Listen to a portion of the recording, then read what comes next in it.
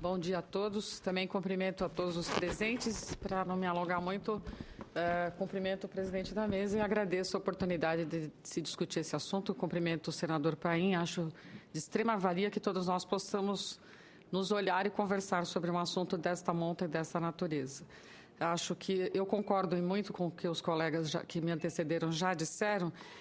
E eu queria fazer alguns reparos só, porque fica, às vezes, eu sou professora de medicina, fica parecendo que nós formamos pessoas cada vez menos competentes na área médica. O que nós estamos falando é que a ética médica vem ganhando terreno e por isso que os estudantes de medicina parecem ser menos competentes. Eles não são menos competentes. Eu até suponho que eles sejam melhores do que quando eu me formei há 30 anos, ou há 40, ou há 50, como tem vários aqui na mesa. Não, 50 acho que nós não temos nenhum ainda. O que ocorre é que quando os meus colegas, porque eu sou muito mais nova que eles, quando eles se formaram, eles podiam e faziam cirurgia, senhores. Eles faziam apendicectomia, colicistectomia, remoção de vesícula, como parte do seu processo de formação durante a graduação, 6 anos.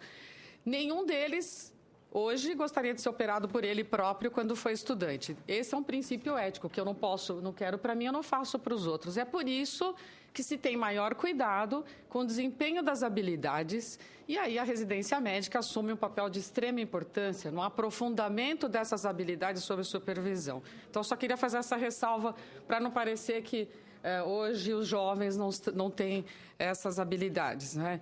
E gostaria de dizer e convidar os senadores e todas as pessoas aqui presentes para que a gente começasse um debate sobre também o processo de ingresso dos nossos estudantes nas faculdades, em especial e no caso aqui em concreto na Faculdade de Medicina. Eu creio que nós precisamos fazer uma conversa muito ampla, já há mudanças substanciais que nós temos observado, mas falta ainda avaliar outras competências e habilidades chamadas humanas na literatura internacional para o exercício da profissão. Muito bem. Muito do que está tratado nesse projeto, que eu considero que motivou aquilo que o Dr. Vital já ressaltou, que há um interesse em cuidar, e todos nós temos, de toda a população, e nós sempre estaremos parceiros nessas lutas, já está previsto, muitos dos aspectos estão previstos nas diretrizes curriculares. As diretrizes curriculares nacionais foram editadas, publicadas em 2001, e elas prevêem tudo isso que está escrito aqui nesse projeto. O que nós precisamos fazer? Fazê-las acontecer na prática. Não se trata de falar só de escolas de menos ou mais tradição.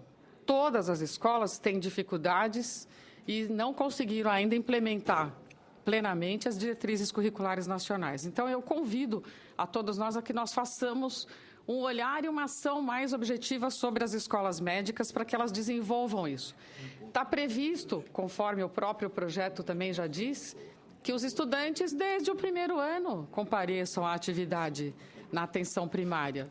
E muitas escolas já desenvolvem isso. Qual é a vantagem em relação a esse projeto? Supervisão. Lembram da minha primeira fala sobre ética? Por que toda a sociedade reconhece a residência médica como um padrão ouro da formação de especialistas e eu acrescento, da introdução de jovens médicos na profissão? Porque há um mais experiente fazendo a retaguarda desse médico.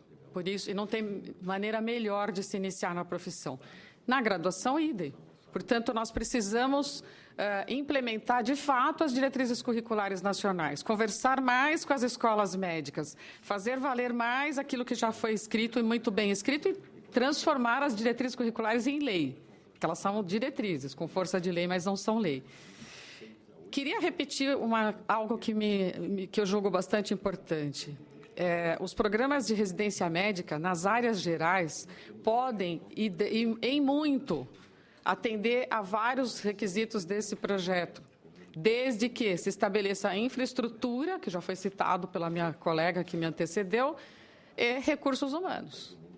Então, nós temos que trabalhar mais e valorizar as áreas gerais. Por que os médicos hoje no Brasil preferem ser super especialistas e não serem clínicos gerais, como eu sou, ginecologistas e obstetras, e principalmente obstetras, como a Beatriz ela disse que é ginecologista, mas ela também é obstetra, médicos de família. Por quê?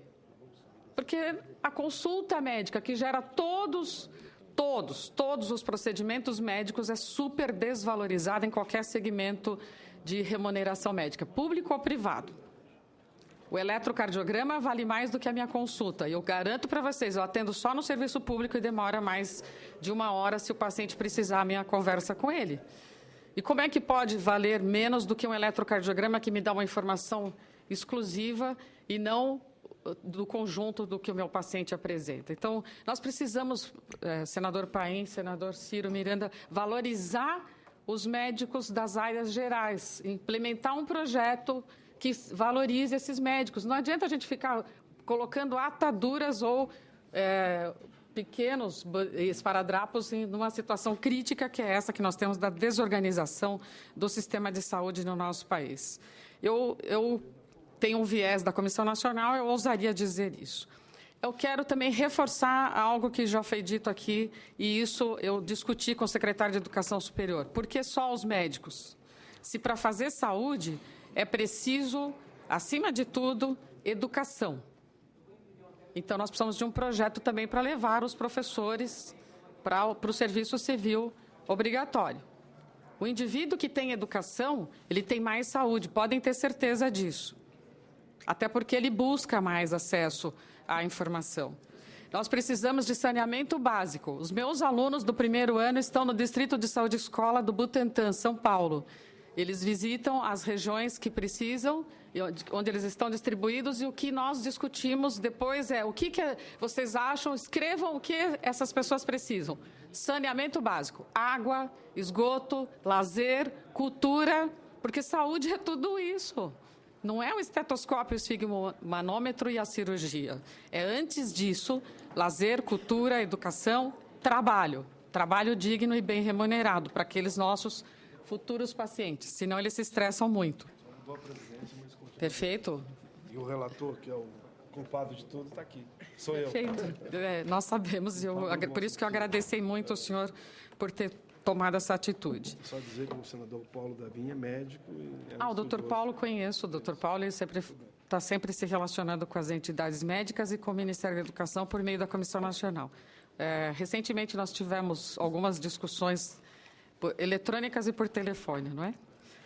É um prazer encontrar o senhor aqui. Muito bem. Então, enfim, por último, eu prometo que é o último mesmo, porque os meus colegas da mesa me conhecem há mais tempo, sabem, se deixar eu fico muito tempo aqui falando.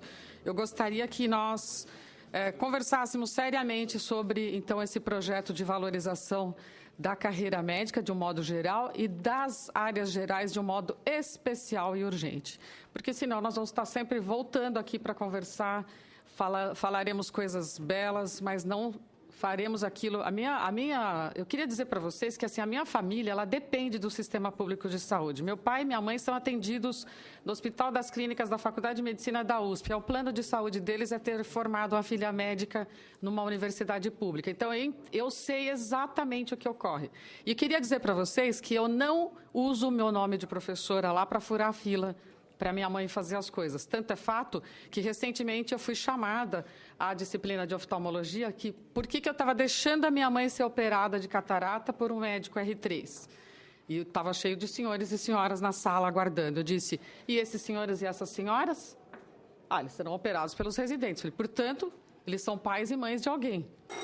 Eu tenho que confiar naquilo que eu mais prezo, que é, além da graduação, a residência médica. Muito obrigada e eu espero que a gente possa fazer outros encontros para dar sequência a tudo isso que nós estamos conversando aqui.